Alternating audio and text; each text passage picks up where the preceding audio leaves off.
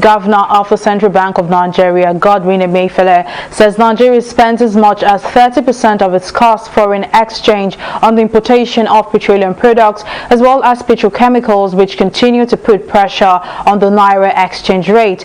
Speaking during a media briefing on the sidelines of the ongoing International Monetary Fund and World Bank annual meetings in Washington, D.C., Emefiele, however, expressed optimism that once the Dangote refinery and petrochemical plants commences operations, the country will be able to save 40% of the foreign exchange it spends on the importation of petroleum products as well as petrochemicals. Our correspondent Folashade Ogurinde tells us more in this report.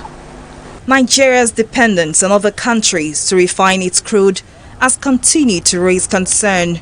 Between January and March 2021, Nigeria spent as much as 688 trillion naira to import petroleum products into the country, placing more pressure on the Naira exchange rate.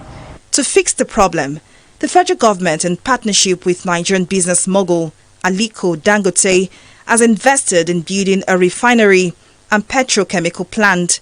This investment, according to the Central Bank Governor Emefiele, could help the country save as much as 40% of its foreign exchange.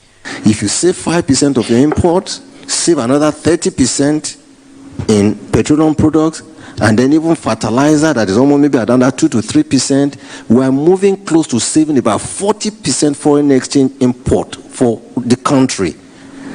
By that time, you will see what we will be doing in terms of when most people talk about allow the market to float. We will float the market, and then let's see how this currency will depreciate.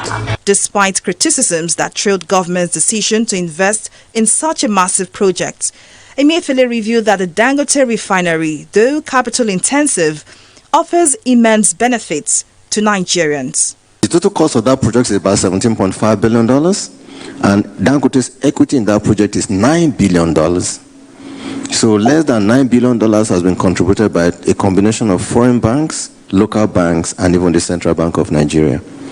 So you are looking at a transaction where the leverage is almost 1-to-1. In fact, less than 1.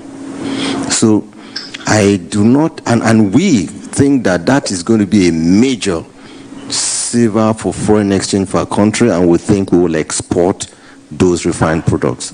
In the past years, Nigeria has accrued a public debt profile of over 35 trillion naira, but the CBN boss has reassured foreign investors that all foreign debts will be paid as at when due. We have ensured that any of our debts due is given utmost priority, particularly foreign debts.